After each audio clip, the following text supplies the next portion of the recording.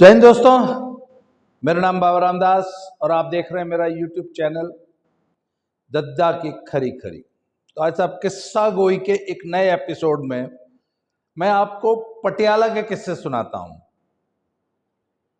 पटियाला माने महाराजा पटियाला की रियासत। ब्रिटिश इंडिया में इंडिया की सबसे one of the strongest, largest and मतलब most powerful states British India के टाइम पे। तो अपने ये जो अमरिंदर सिंह है ना, कैप्टन अमरिंदर सिंह, इनके परदादा जी का किस्सा है, महाराजा भूपिंदर सिंह। ये इनके परदादा जी थे और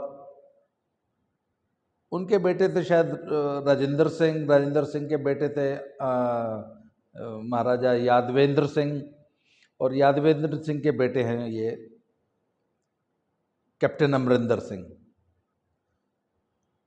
तो तब महाराजा भूपेंद्र सिंह का महल हुआ करता था जिसका नाम था मोती बाग। तो जब फिर बाद में जब देश आजाद हो गया ना, तो ये कैप्टन अमरिंदर सिंह के परिवार ने वो अपना महल भारत सरकार को दान कर दिया था। इस शर्त पे दान किया था कि यहाँ पे नेशनल इंस्टीट्यूट ऑफ स्पोर्ट्स खुलेगा, क्योंकि 60s में भारत सरकार ने ये प्रस्ताव किया कि जो है हम एक राष्ट्रीय खेल संस्थान खोलना चाहते हैं। तो महाराजा की फैमिली ने बोला कि ठीक है जी, हमारा पैलेस आप ले लो, इस पैलेस में आप NIS खोल दो। तो तब NIS उसी पैलेस में आज भी चलता है और उस महल का नाम है मोती बाग। तो तब ये जो पैलेस था ना मोती बाग, ये था महाराजा भूपेंद्र सिंह जी का। और मतलब शायद भारत के इतिहास का सबसे रंगीन मिजाज, सबसे खपती राजा। वैसे राजा तो हिंदुस्तान में एक से एक खपती हुए, एक से एक अय्याश हुए, एक से एक रंगीन मिजाज हुए, मतलब शब्द कम पड़ जाते हैं, ऐसे ऐसे हुए। तो Maharaja Bhupendra Singh was one of them. तो वैसे अगर भूपेंद्र सिंह की कहानियां अगर आपको सचमुच पढ़नी है ना, तो कपूरथला स्टेट के, यस शायद कपूरथला के ही उन दिनों प्राइम मिनिस्टर हुआ करते थे दीवान जर्मनी दास जी। उन्होंने ना 3 4 5 किताबें लिखी हैं, बड़ी पॉपुलर किताबें हैं। उन किताबों का नाम है द महाराजा, द महारानी, the queen, the Prince, the princess, ऐसे इस टाइप से करके।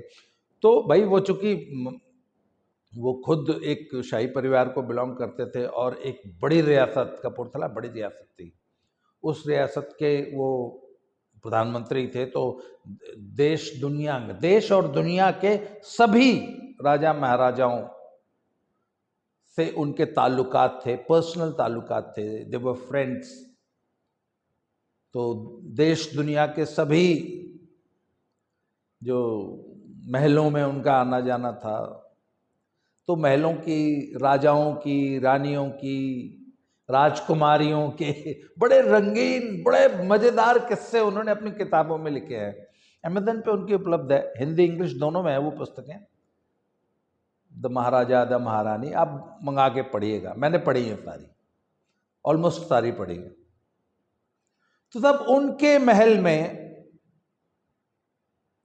NIS पटियाला था, वहां का मैं स्टूडेंट रहा और 1988 में मैंने वहाँ से डिप्लोमा किया। उसके बाद मैं चूँकि अपने बैच का टॉपर था तो मैं वहीं पे पढ़ाने लग गया था, तो 3-4 साल वहीं रहे। और 88 से पहले ही पटियाला आना जाना मेरा 1986 में ही शुरू हो गया था।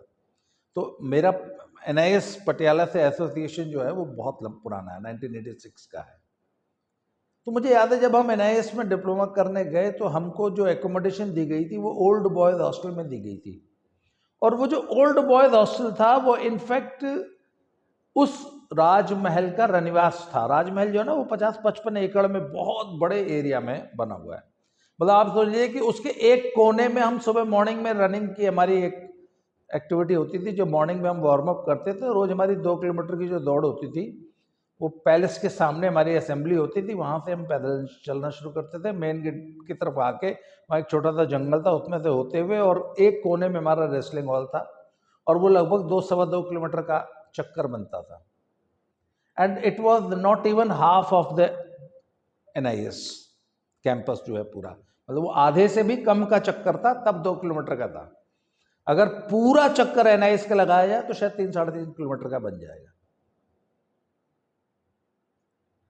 इतना बड़ा कैंपस, और उतने बड़े कैंपस को मेंटेन करना, और उसमें विशाल महल, महल में अगर कमरे गिने तो मतलब आई थिंक बड़े बड़े, मतलब कमरे भी, ये सिंपल ऐसे कमरे नहीं, हॉल नुमा कमरे, बहुत बड़े बड़े हॉल नुमा कमरे होंगे, करीब 100 से ज़्यादा कमरे होंगे। तो उन्हीं कमरों में सारे NIS के ऑफिसेज होते थे, उन्हीं कमरों में हमारी क्लासेस लगती थी, गेस्ट हाउसेस थे, एकोमोडेशन थी कोचेस की, फिर उन्हीं कमरों में स्टूडेंट्स की एकोमोडेशन बना दी गई। अब वो 100-150 साल पुरानी बिल्डिंग है। तो साहब ओल्ड बॉयज हॉस्टल जहां था, वो बताते हैं लोग कि रनिवास होता था। और जब हमने NIS की थी 80s में, तब वहां पे उस पैलेस के जो पुराने कर्मचारी हुआ करते थे वो तब तक जीवित थे, और वो जिन्होंने कि ब्रिटिश इंडिया देखा हुआ था, तो मतलब 1947 से पहले के लोग उन दिनों NIS में थे। उनकी उम्र बेशक 60-70-80 साल हो चुकी थी, ऐसे बहुत से लोग थे। NIS के बाहर भी ऐसे सैकड़ों लोग अभी जीवित थे जिन्होंने वो महाराजा पटियाला का, नॉट एग्जैक्टली भूपेंद्र सिंह का नहीं, पर आज़ादी से पहले का वो पीरियड देखा था। तो वो किससे बताया करते थे, और बहुत सारी किंवदंतियां हैं, बहुत सारे प्रत्यक्षदर्शी थे। तो उनको NIS के बारे में सुनाने के लिए, पटियाले के बारे में सैकड़ों किस्से हैं, मैं 2-4 आपको सुनाता हूँ। तो लोग बताते हैं कि साहब महाराजा पटियाला की, भूपेंद्र सिंह की, लोग बताते हैं कि 360 रानियां थी। अब वो 360 की फिगर एग्जैक्ट हो सकता है कम ज्यादा हो, पर उनकी इमेज पब्लिक में यही थी कि साहब 360 रानियां। और दीवान जर्मनी दास ने अपनी पुस्तक में लिखा है, और उनका अकाउंट बड़ा ऑथेंटिक माना जाता है, कि महाराजा पटियाला ने अपनी पूरी रियासत में हर गांव में, इलाके में आदमी छोड़ रखे थे जो सिर्फ ये देखते थे कि किसकी बेटी बहुत ज्यादा खूबसूरत है, और जिसकी भी बेटी खूबसूरती की चर्चा राजमहल में पहुंच जाती थी, उसको महाराजा उसके बाप को बुलवा के साम दाम दंड भेद चाहे जैसे वो बेटी जो है राजमहल पहुंचा दी जाती थी। और चाहे वो रानी बन जाए, चाहे मतलब चाहे जैसे वो महल में आ जाती थी। तो इस तरह से 360 रानियां थी। और दीवान जर्मनी दास लिखते हैं कि उसमें से बहुत सी, क्या ज्यादातर, उन 360 में से शायद 350 या 300 ऐसी रही होंगी जिनको महाराजा के साथ जीवन में सिर्फ एक रात बिताने का मौका मिला, और फिर उनको उसी महल में डंप कर दिया जाता था जो रनिवास होता था। तो मैंने बताया ना, जिस रनिवास में हमें ओल्ड बॉयज हॉस्टल बनाया गया था, उसमें कभी वही रानियां, वो अभागी रानियां जो कि अपने घरों से उठवा ली गई, मंगा ली गई, ले आई गई थी, और जिन्होंने राजा के साथ सिर्फ जीवन में कभी एक रात बिताई थी, वो उन्हीं कमरों में रहा करती थी जिसमें हम रहते थे। तो कमरे काफ़ी बड़े बड़े थे, जो आज जैसे स्टैंडर्ड जो CBSE के क्लासरूम्स होते हैं वो काफ़ी बड़ा होता है ना, एक कॉलेज का क्लासरूम जो होता है, उस क्लासरूम को भी डबल कर दीजिए, इतने बड़े क्लासरूम, इतना बड़ा रूम होता था। और उन रूम्स में मतलब according to the status of the rani, 2 भी रहती थी, 4 भी रहती थी, और 8 भी रहती थी। बॉयज हॉस्टल में ही हम लोग 8-8 लड़के एक कमरे में रहते थे, इतना बड़ा हॉल नुमा कमरा होता था। तो उसी तरह रानियां भी, जो अगर रानी का स्टेटस ज़्यादा बड़ा है तो वो एक हॉल में 2 रानियां भी रहती थी और 8 भी रहती थी। तो वहाँ पे ना एक बहुत पुराना बुजुर्ग स्टाफ था, वो किससे सुनाया करता था, वो श्रुति परंपरा कहते थे कि बड़े बुजुर्गों से उन्होंने वो किस्से सुने थे, वो हमको सुनाया करते थे कि, और दीवान जर्मनी दास ने भी ऐसा ही अपनी बुक में लिखा है कि वो पूरे महल का ना एक किचन अलग था रानियों का, और रानियों के लिए खाना बनता था। तो वो किचन भी मैंने देखा है। तो वहाँ पे, और दासियाँ होती थी रानियों की, तो वो आपस में लड़ती रहती थी, दासियाँ लड़ती रहती थी, रानियाँ, और पूरा था बाल पकड़ के लड़ती थी एकदम, जैसे एक आम ट्रेडिशनल टिपिकल वुमन लड़ती है ना, ऐसे लड़ती थी। और खाना बनता था तो कहते हैं हर रानी के स्टेटस के हिसाब से, किसी को चांदी की थाली में परोसा जाता था, किसी को सोने की थाली में परोसा जाता था, किसी को सिंपल स्टील की या इस टाइप की थालियों में, सिंपल थालियों में परोसा जाता था। जो छोटे लेवल की रानी होती थी उसको 4-6 डिशेस परोसी जाती थी। जो थोड़े और उससे ऊपर लेवल की रैंक्स होते थे बाकायदा, उसको 8 डिशेस परोसी जाती थी, किसी को 10, 12, 15 परोसी जाती थी। अच्छा, तो एक तो महारानी होती थी जो राजा के साथ तो हमेशा, जो असली रानी थी। इसके अलावा 3-4 पटरानियां होती थी, 5, और उसके बाद ये 300 350 रानियां थी। तो जो महारानी साहिबा था वो तो पूरे राज्य की महारानी थी, तो उनका तो स्टेटस राजा जैसा था ना। तो उनसे नीचे जो 4-5 रानियां होती थी, उनमें भी रैंकिंग होती थी कि कौन सी रानी कौन सी साड़ी पहनेगी, कौन सी रानी को सोने के थाली में खाना परोसा जाएगा, कौन सी रानी को कौन सी डिश परोसी जाएगी। डेली बैंक्वेट जो उनका रोज का भोजन होता था उसमें भी, अच्छा वहां क्या था कि रोज ही पार्टीज होती रहती थी महल में, कभी कोई आ रहा है कभी कोई आ रहा है, तो उसमें वो तमाम रानियों को इनविटेशन होता था। वो जो 300 वाली थी, जो हमारे वाले हॉस्टल वाली जो थी, तो वहां पर भी कौन सी रानी कहाँ बैठेगी, कौन सी रानी किस प्लेट में कहाँ से लेके खाना खाएगी, पूरा मतलब एक उनकी अलग एक रैंकिंग थी। और उन रानियों के अब बस एक लड़की 18-20 साल की उठा के ले आई गई, महाराजा के साथ जिंदगी में वो एक बार सोई, उसके बाद फिर कभी नहीं, फिर वही उस एक महल में उसको घुट के मरने के लिए छोड़ दिया गया। तो अब आखिर जहां 300 औरतें रह रही हैं ऐसी फ्रस्ट्रेटेड, डिप्रेशन की मरीज, सेक्सुअली स्टार्व्ड औरतें, है ना, जो ये भाई एक बार तो उन्होंने सोचा था ना कि मैं महाराजा भूपेंद्र सिंह की रानी बनने जा रही हूँ, यहाँ आई तो पता लगा कि एक गर्ल्स हॉस्टल में पटक दिया गया है, जहाँ चारों तरफ फ्रस्ट्रेशन ही फ्रस्ट्रेशन है, सराउंडेड बाय 350 फ्रस्ट्रेटेड वुमेन, कहते हैं आपस में कुत्तों की तरह लड़ती थी। तो उनको कंट्रोल करने के लिए हिजड़ों की एक फौज थी बाकायदे।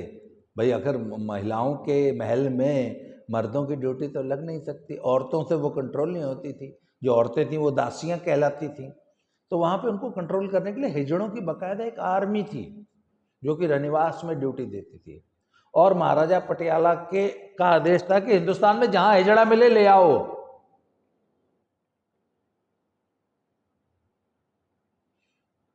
तो वहां पे गार्ड, कुक, हर चीज की ड्यूटी देने वाले हिजड़े हुआ करते थे, यूनिक्स, ट्रांसजेंडर्स बोल सकते हैं उनको, व्हाटएवर। अच्छा, ये तो मैंने आपको बताया वो सी ग्रेड रानियों का किस्सा। जो बी ग्रेड थी और ए ग्रेड थी, तो मुझे याद है जो महाराजा का जो पर्सनल जो बेडरूम होता था ना, वो वहां पे हमारे हॉकी के चीफ कोच साहब थे चित्रजीत सिंह जी, ये बात है साहब 1990 की। तो उनका रेजिडेंस जो है वो उसी महाराजा पटियाला के बेडरूम में था, उनको दिया गया था। बहुत सारे कोचेस भी वहीं एकोमोडेशन में रहते थे। तो मैंने एक बार वो चतरजीत सर से कहा कि सर मेरी बड़ी इच्छा है, I want to see that bedroom of, कहता हो Ajit you are most welcome. तो I went there for a cup of tea. उन्होंने फिर वो मुझे पूरा घर दिखाया था, और मैं आपको यकीन बताऊं कि जब मैंने वो घर देखा, शायद उससे 100 साल पहले महाराजा भूपेंद्र सिंह का वो बेडरूम रहा होगा। 100 साल बाद भी उस रूम की जो शोभा है ना, आहा, क्या जो बनावट थी, क्या डिजाइन था, और उसमें फर्नीचर वही पुराना वाला फर्नीचर आज भी रखा हुआ था। अच्छा, पूरे एनआईएस पटियाला को उन्होंने as it is hand over कर दिया था। तो वहाँ के 4th क्लास स्टाफ के पास भी महाराजा पटियाला के जमाने का फर्नीचर, मिरर मिरर पूरे एनआईएस में सबके घरों में होते थे, पुराने सोफे सेट और वो पुरानी लकड़ी के एंटीक पीसेस एक से एक। उसी तरह एक बैंक्वेट हॉल था हमारी, जिस हॉल में हमारी क्लास लगती थी उसका नाम था कि बैंक्वेट हॉल में वो हमारी वो जो एलाइड सब्जेक्ट्स होते थे हमारे, उनकी क्लास हमारी उस बैंक्वेट हॉल में लगती थी। तो उस बैंक्वेट हॉल से वो शैंडलियर वगैरह तो तब निकाल लिए गए थे। Now it was a simple hall but it was quite big hall और बहुत खूबसूरत था। एनआईएस की लाइब्रेरी भी ऐसे ही एक, अच्छा, अलग अलग किस्म के बैंक्वेट हॉल्स होते थे। अगर ज्यादा बड़ी, मुझे याद बताया जाता है कि एक बार क्वीन एलिजाबेथ आई थी, तो जिस बैंक्वेट हॉल में हमारी क्लास लगती थी वहीं पर वो क्वीन एलिजाबेथ का भी डिनर हुआ था। ये क्वीन एलिजाबेथ या पता नहीं फ्रांस की कहीं की रानी आए थे, I am not sure about queen Elizabeth. उसी तरह हमारा कोचेस का एक ना, ऑफिसर्स का एक क्लब होता था, तो हम लोग बाहर सोफे पड़े हुए थे और वहां पे बैठ के हम लोग कॉफी पिया करते थे, अखबार पढ़ा करते थे। वो हमारा रूटीन था, हमारा क्लब जो था।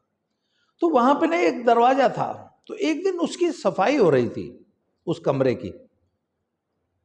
तो मैं by chance I was passing from there, तो मैंने देखा, मैं उस कमरे में ना चला गया। तो उन्होंने बोला सर यहीं रुक जाए, यहीं से देख लीजिए।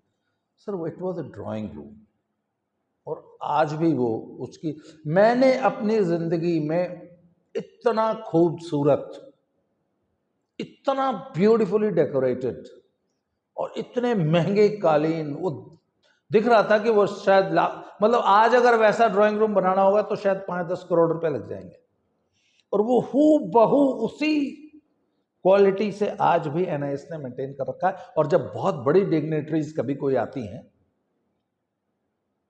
तब वो रूम खोला जाता है, पर उसकी रेगुलर साफ सफाई होती है, मेंटेनेंस होती है उसका, उसकी साफ सफाई का भी एक प्रोटोकॉल है। That is the only room which is still maintained. और मैं आपको बता रहा हूं कि मैंने इतना खूबसूरत ड्राइंग रूम अपने जीवन में फिर कभी नहीं देखा। अभी भी वो है, अगर आप कभी जाएं और अगर आपका कोई जुगाड़ बैठ जाए या एनआईएस में कोई हो तो आप वो रूम देख के आना। उसके बाद आज जो सेक्रेटेरिएट है वहां पे महाराजा पटियाला के ऑफिसेज हुआ करते थे। अच्छा, जो बैंक्वेट हॉल है उसके बगल में एक गलियारा है, उस गलियारे के जब आप पीछे की तरफ जाए तो एक बहुत लंबा गलियारा था, उसमें एक छोटा सा पूल बना हुआ था और उसमें अभी भी ऐसे स्टैंड थे जिन पे लगता था कि यहां पे पहले कुछ था, उसको निकाला गया है। अच्छा, ऊपर जाने के लिए first floor, second floor, third floor पे सीढ़ियों पर भी कुछ ऐसा लगता था कि पहले यहां मूर्तियां लगी थी, उसको नट बोल्ट से वो निकाल दी गई हैं सारी, जब एनआईएस पटियाला वहां पे एस्टैब्लिश किया गया। तो वो पूरा संगमरमर का बना हुआ था और बेहद खूबसूरत नक्काशी अभी भी उस हॉल में थी। अभी तो वहां टूटा फर्नीचर पड़ा रहता था, उजड़ा हुआ एक हॉल था। पर फिर मैंने जब दीवान जर्मनी दास की बुक पढ़ी तो मुझे फिर उस हॉल की हकीकत पता चली कि उसमें बेहद खूबसूरत एक स्विमिंग पूल था। कितना बड़ा होगा, करीब 20 फीट बाई 20 फीट का, संगमरमर का बना हुआ था और बेहद खूबसूरत वाला संगमरमर, और काफी बड़ा हॉल था। तो उसके बाद उसके बारे में दीवान जर्मनी दास लिखते हैं कि वहां पे महाराजा पटियाला जो है अपनी विभिन्न रानियों के साथ नग्न होकर स्नान किया करता था, और वो सारा और वो पूरा। ओ, तो मैंने कहा ये वही पूल है। जब मैंने वो दीवान जर्मनी दास की बुक पढ़ी तो then I was relating with the palace, तो फिर मैंने कहा हो ये उस पूल की बात कर रहा है। उस पूल में हमारे एग्जाम्स हुआ करते थे, क्योंकि लंबी ना एग्जाम्स के लिए पूरा एनआईएस 300 बच्चा बैठ के एग्जाम दे रहा है, तो 300 बच्चों के लिए सिटिंग अरेंजमेंट होता था, तो उसमें करीब 100-150 कुर्सियां लग जाती थी, इतना बड़ा वो हॉल था। तो वो पूल आज भी है, आप एनआईएस अगर जाएं तो देख के आइएगा। और जब आप एनआईएस जाते हैं तो जैसे ही when you reach the palace, तो लेफ्ट साइड में वो मैंने बोला ना सेक्रेटेरिएट है, तो उसका एक बड़े मजेदार किस्सा है। क्या हुआ कि महाराजा पटियाला की एक फेवरेट रानी थी और उस रानी के पिताजी महाराजा के बड़े इंपॉर्टेंट मिनिस्टर थे, ऑलमोस्ट लाइक प्राइम मिनिस्टर। ये किस्सा भी दीवान जर्मनी दास की बुक में है, आप पढ़ सकते हैं। तो सब अब प्राइम मिनिस्टर साहब मुंह लगे थे और रानी भी मुंह लगी थी, और उस रानी की वजह से प्राइम मिनिस्टर साहब की बहुत ज्यादा सुनी जाती थी। मैं प्राइम मिनिस्टर का नाम भूल गया हूं, आप दीवान जर्मनी दास की बुक में पढ़ लीजिएगा। ये किस्सा बड़ा प्रोमिनेंट किस्सा है उस बुक का। तो तब तो कुछ लोगों ने प्राइम मिनिस्टर साहब के खिलाफ, मतलब राजा साहब के ससुर जी के खिलाफ एक षड्यंत्र किया। अब षड्यंत्र यह किया कि भाई राजा साहब को अगर रानी साहिबा से भी मिलना है तो वो रानी साहिबा को पहले मैसेज भेजते थे, तो फिर रानी साहिबा अलाउ करती थी, तब महाराजा उनके बेडरूम में जाया करते थे।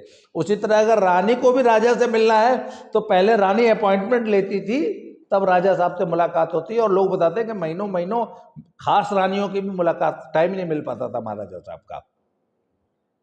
तो प्राइम मिनिस्टर भी तो ऐसे थोड़ा ना उनके मिलने चला जाएगा। तो प्राइम मिनिस्टर को जब मिलना होता था किसी ऑफिशियल मीटिंग के लिए, किसी ऑफिशियल काम के लिए, तो वो अपॉइंटमेंट लिया करता था साहब राजा से।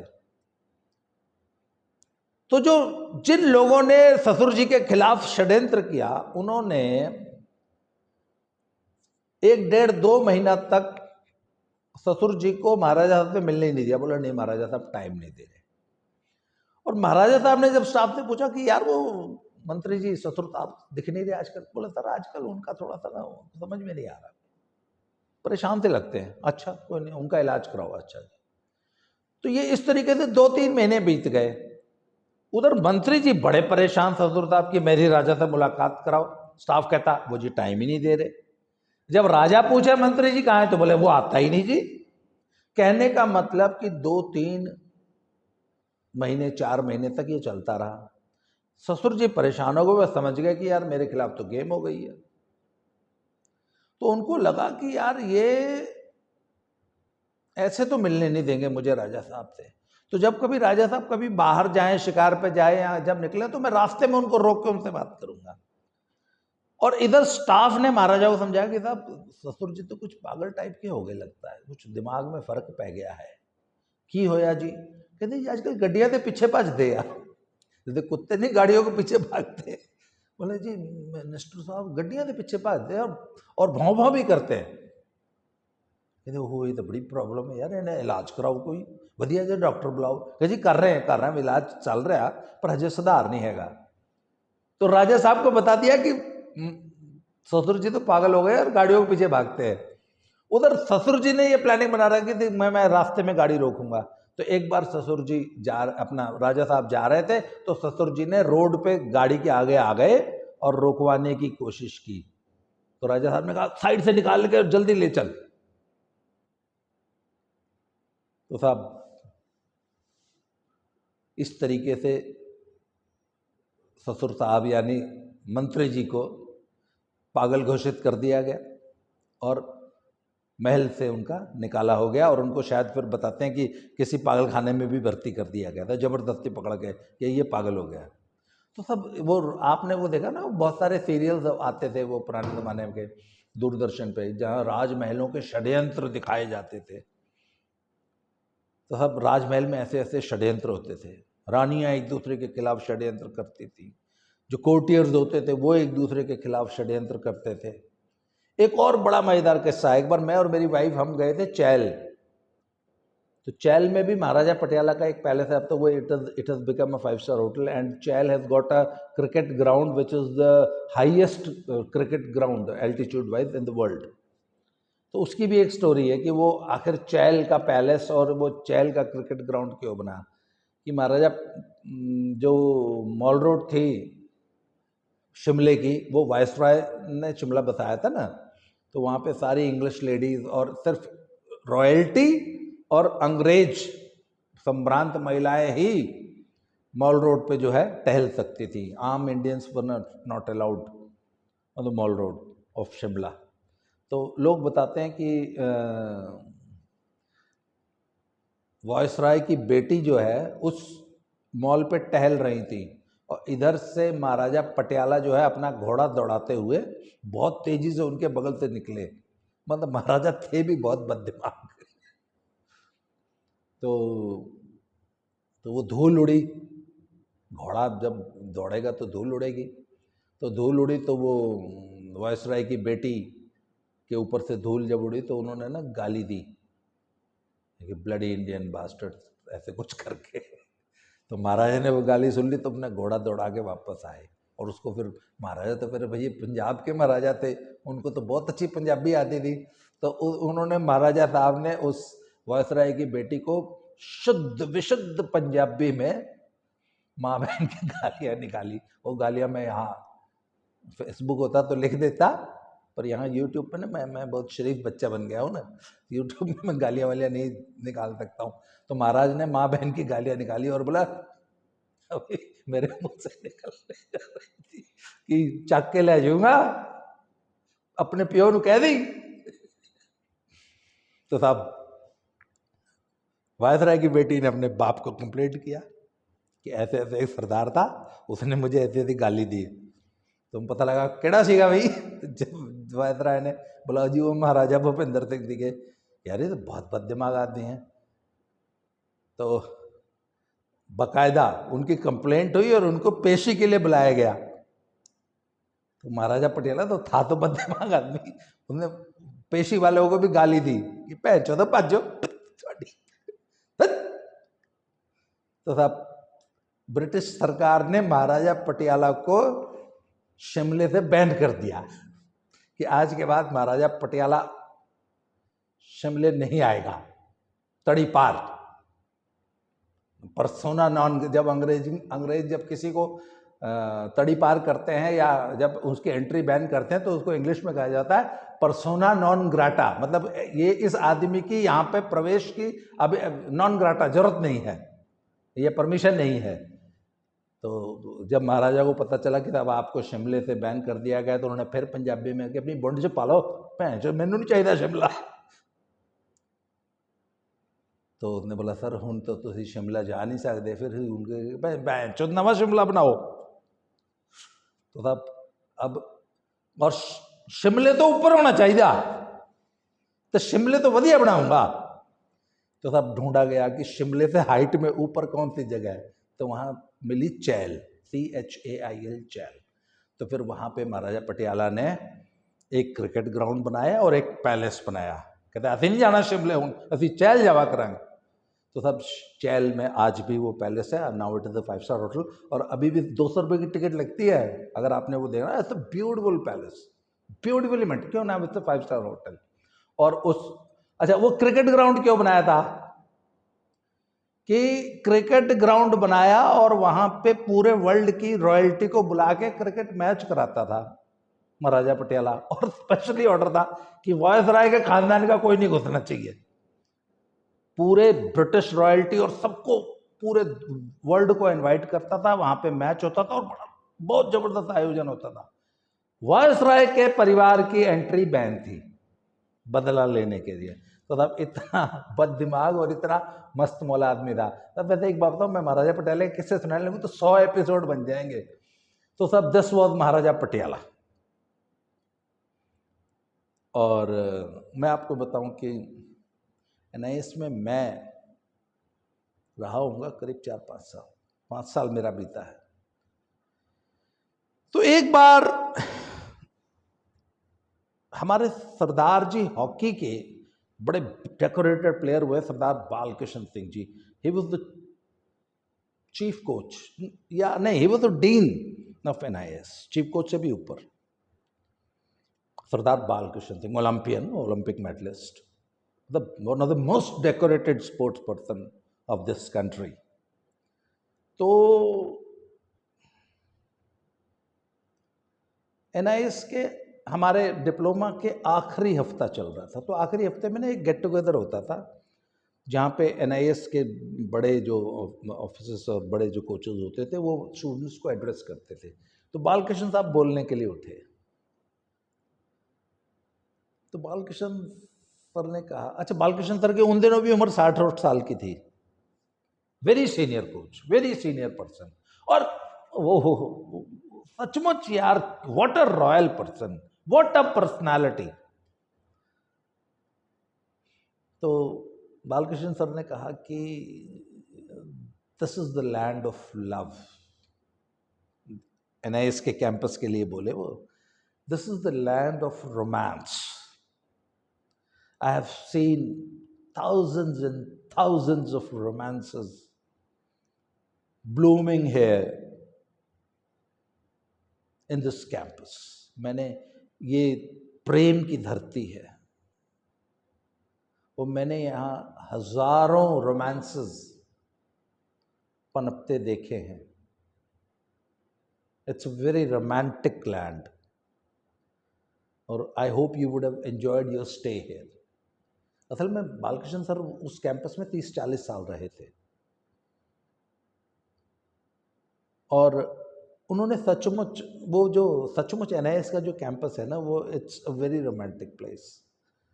मतलब वहाँ की रग रग में, वहाँ की एक एक फूल पत्ती में, वहाँ की एक एक धूल के कण में ना रोमांस वाकई है कि आप भी जाएंगे तो आपको फील होगा। एक तो आपको ये फील नहीं होगा कि आप वाकई हिंदुस्तान में। सच अ ब्यूटीफुल कैंपस, सच अ, इतने बड़े बड़े लॉन्स, ब्यूटीफुली मेंटेन्ड, ऐसे मैनिक्योर्ड। तो वो जो उन्होंने बात कही ना कि I have seen thousands and thousands of romances blooming here, तो for me it's very true, क्योंकि मेरी जिंदगी में भी जो रोमांस जो ब्लूम किया ना, वो उसी धरती में किया। मेरी भी मोनिका जी से मुलाकात और बातचीत वो वहीं एनआईएस पटियाले में ही हुई थी। तो वो जगह मुझे आज भी याद आती है, और मैंने वहाँ 5 साल बिताए हैं, और मैं कहूँगा कि वो 5 साल मेरी ज़िंदगी के सबसे बेहतरीन दिन थे। अगर आपको मौका मिले तो कभी भी एनआईएस पटियाला ज़रूर देखने जाइएगा। आज के लिए इस वीडियो में इतना ही, अगली वीडियो में फिर से मिलते हैं ऐसे ही किस्सा गोई के एक नए एपिसोड के साथ। Thank you very much.